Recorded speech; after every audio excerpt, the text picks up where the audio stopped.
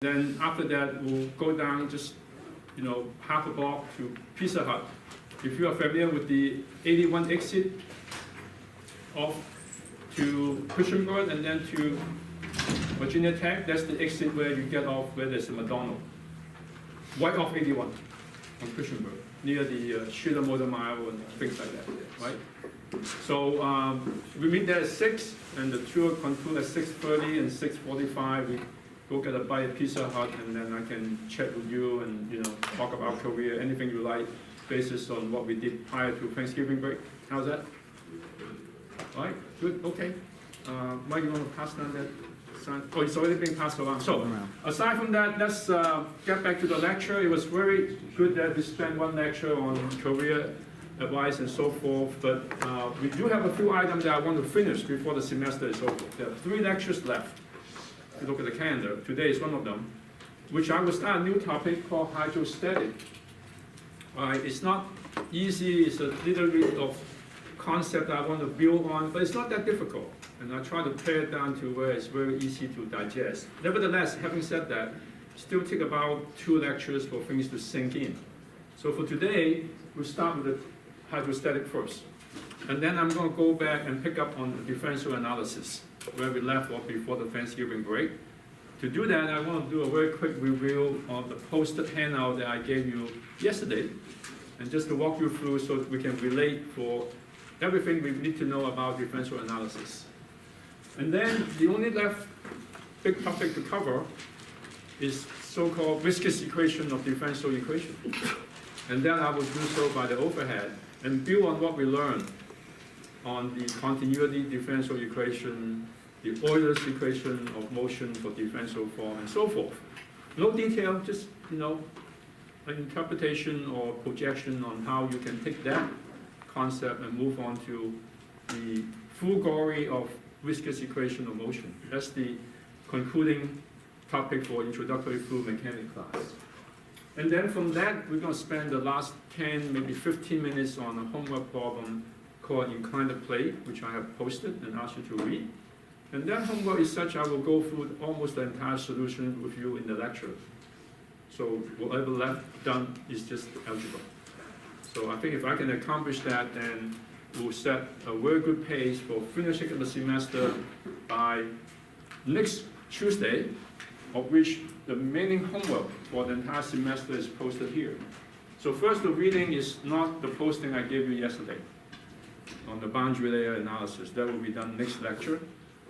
Instead, I want you to read chapter 2, which is hydrostatic, section 8 and section 9.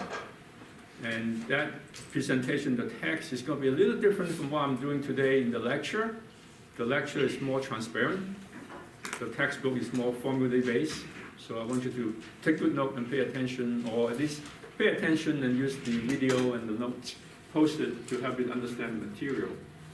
And then homework due for Thursday is a problem in chapter 2, which I will have an example to illustrate how to approach that.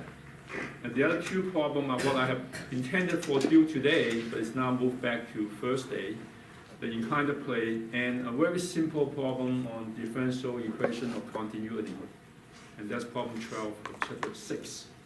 The last homework, which is to be collected next Tuesday, is 3 more problems, and then we are done. How's that? Question before I start? Hope you all have a good break and ready for the finishing line. Okay, so what is hydrostatic? Hydro, what does that mean, hydro? Water. Static meaning not moving. So it's not fluid mechanics, it's not fluid dynamics, but it's static, non-moving water. And we as engineers try to analyze how one can estimate forces due to water, and an application of which is building of a dam. Here's the Hoover Dam. In the next lecture, I will give you some interesting statistics about this dam. As a mechanical or civil engineer, you're building a dam to trap the water for electric generation, and for recreation and all the other reasons, prevent flooding, etc., etc. What is the number one concern of building this dam? Leaking? That's not the biggest concern, it turns out. Breaking, tipping over, right? So dam typically is built this way, and you never see a dam that was built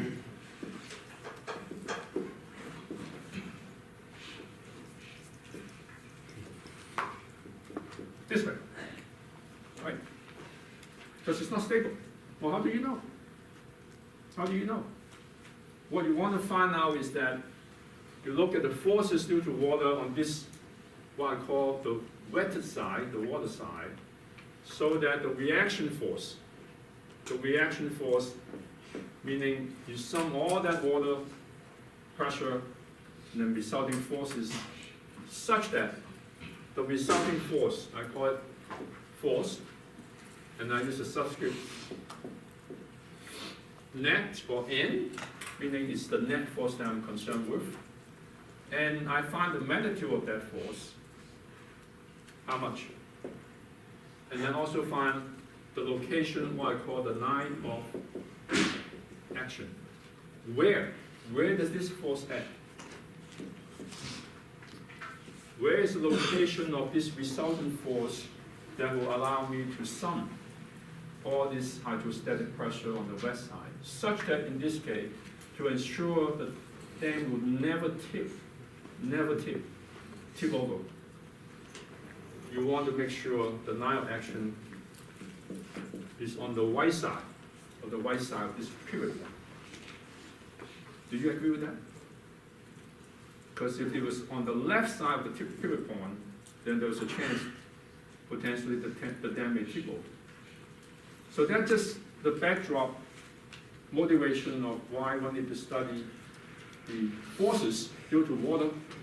Other application will be a submarine, for example, 100 feet below seawater.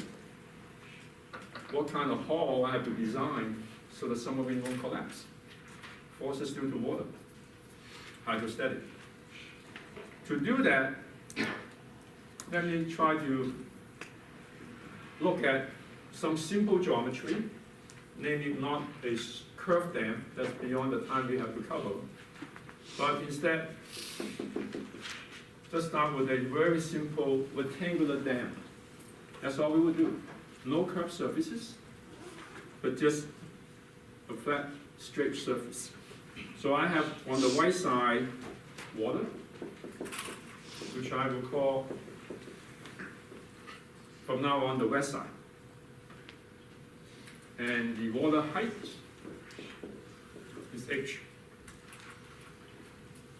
Unit depth. Someone explain to me what does that mean? You by now hopefully can interpret that with no problem. Unit depth. Yes? Nothing in the problem depends on depth. So Nothing in the problem depends on depth. A layman term is if you are in SI, it's 1 meter or 1 foot into the paper, but it doesn't matter because no matter how I cut it, into and out of the board, they look exactly the same. The actual geometric height of the dam is capital H. The air side on the right is what I refer to as the dry side. So that when I look at an area,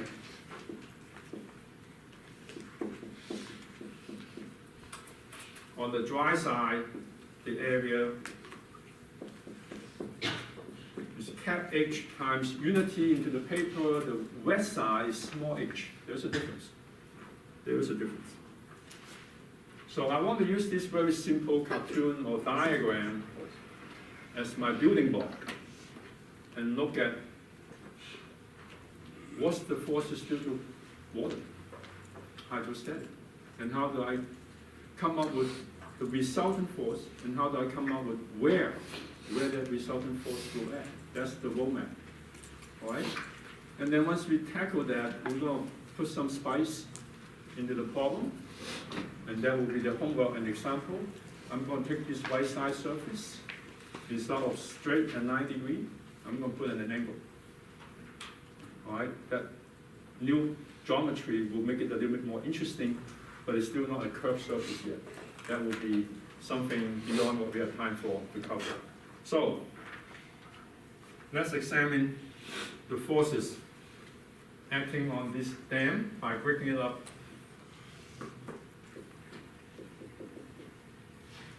into ambient atmospheric pressure first, and adding to that the hydrostatic. So I want to use superposition to break up the forces due to pressure from the two components, that of 14.7 psi ambient and that due to hydrostatic. So can someone tell me on this diagram of just the entire dam of capital H height, what is the ambient atmospheric pressure acting on both sides, dry and wet of the dam? 1 atmosphere. 1 atmosphere. Very good. It's not transparent, it's not sometimes easy to visualize, but on the left side, I think it's clear. I have TA, atmospheric, 14.7 top to bottom. That you have seen many times before, right? Questions? The white side works the same way because despite the water level only a small h, 14.7 of atmospheric pressure act through the water and completely from top to bottom of capital H is experiencing or seeing this 14.7 psi. Right? Do you agree with me? This is no different than we have done for control volume analysis of momentum. But sometimes students struggle with that, and I can see why. Because the water on the right side may confuse you. But for ambient 14.7, they act everywhere. Is that clear? Questions? So the net due to 14.7 is 0. 0.